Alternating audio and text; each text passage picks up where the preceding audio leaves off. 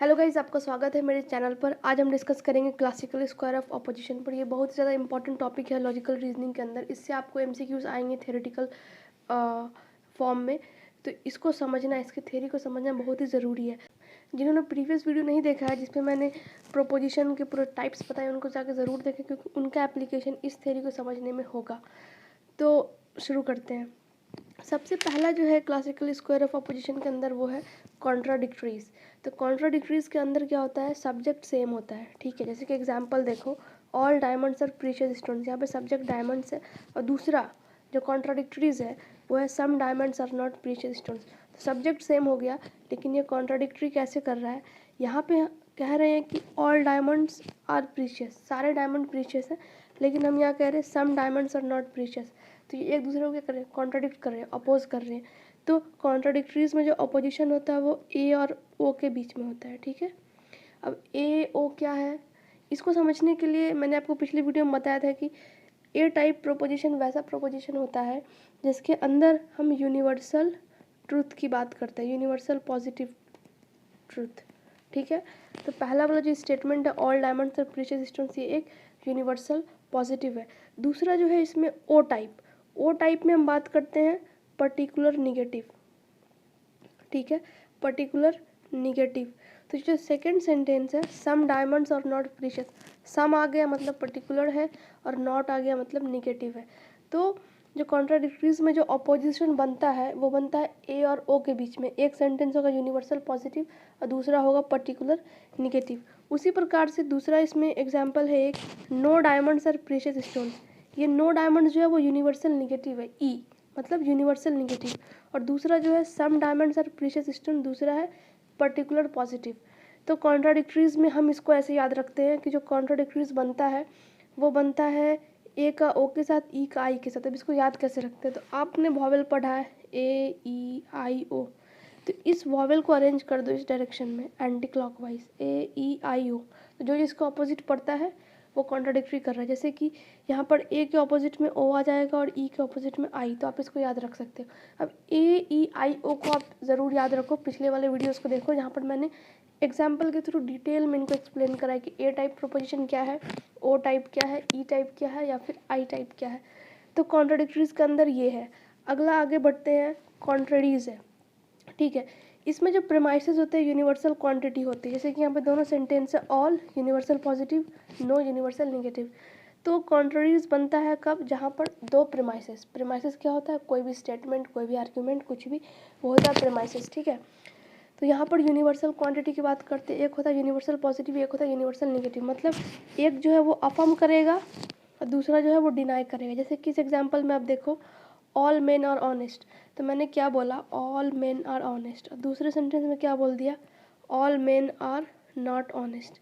ठीक है, तो यहाँ पर आप देख पा रहे हो कि कॉन्ट्ररीज इस्टेब्लिश हो रहा है दो यूनिवर्सल क्वांटिटी के बीच में। तो कॉन्ट्ररीज इस्टेब्लिश होता है ए और ई के बीच, यूनिवर्सल के बीच।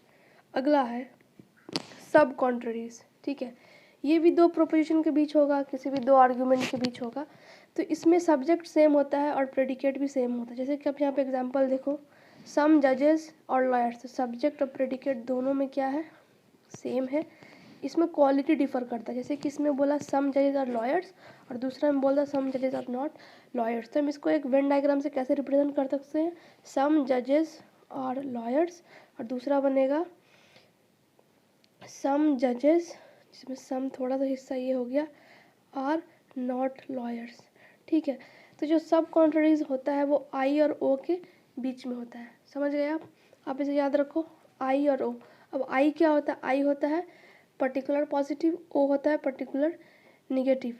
तो सब कॉन्ट्ररीज बनता है पर्टिकुलर्स के साथ, जहाँ पर एक पर्टिकुलर पॉजिटिव है और दूसरा एक पर्टिकुलर निगेटिव है। आगे बढ़ते हैं, सब ऑल्टरनेशन। सब ऑल्टरनेशन में क्या होता है कि सब्जेक्ट और प्रेडिकेट जो है वो सेम है। जैसे कि यहाँ पे एग्जांपल देखो, ऑल इंडियंस आर स्पिरिचुअल, दूसरा है सम इंडियंस आर स्पिरिचुअल। तो ऑल इंडियंस हो गया आपका यूनिवर्सल पॉजिटिव और सम वाला हो गया पर्टिकुलर पॉजिटिव। ठीक है, तो सब ऑल्टरनेशन जो बनता है वो इनके बीच बनता है, ए का आई के साथ, ई का ओ के साथ। अब इसको याद कैसे रखोगे, जैसे आपने वॉवेल पढ़ा है ए ई आई ओ, अब इसमें जो अरेंजमेंट होगा ना वो ऊपर से नीचे की तरफ जाएगा, AEIO। जो पहला वाला मैंने आपको बताया था ये वाला कॉन्ट्राडिक्टरीज, इसमें एंटी क्लॉकवाइज डायरेक्शन था, ठीक है, सब एक डायरेक्शन में जा रहे हैं एंटी क्लॉकवाइज। लेकिन इस वाले में जो है टॉप टू बॉटम की तरफ जाना है, AE फिर IO।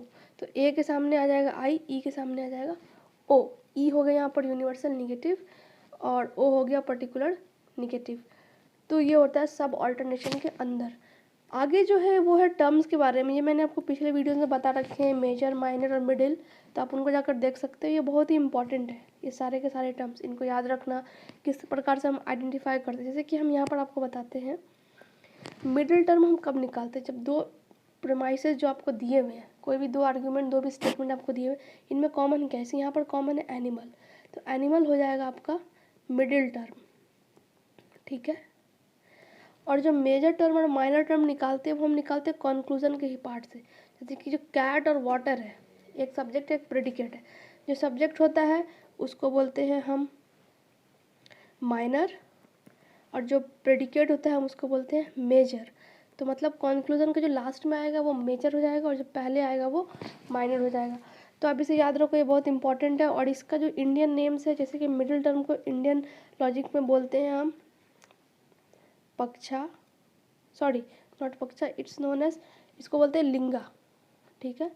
और माइनर टर्म को बोलते हैं पक्षा और मेजर टर्म को बोलते हैं साध्या इंडियन लॉजिक में, ठीक है। तो गाइज आज के लिए बस इतना ही। यदि आपको ये वीडियो अच्छा लगा तो प्लीज़ इसे लाइक करें, शेयर करें और सब्सक्राइब करें। और अपकमिंग वीक में हम प्रैक्टिस सेट लेके आएंगे और भी वीडियोस लाएंगे और भी टॉपिक्स पे, और क्विजेज़ भी लॉन्च होंगे इस टॉपिक के लिए।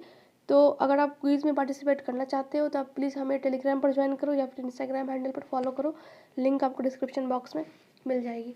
Thank you.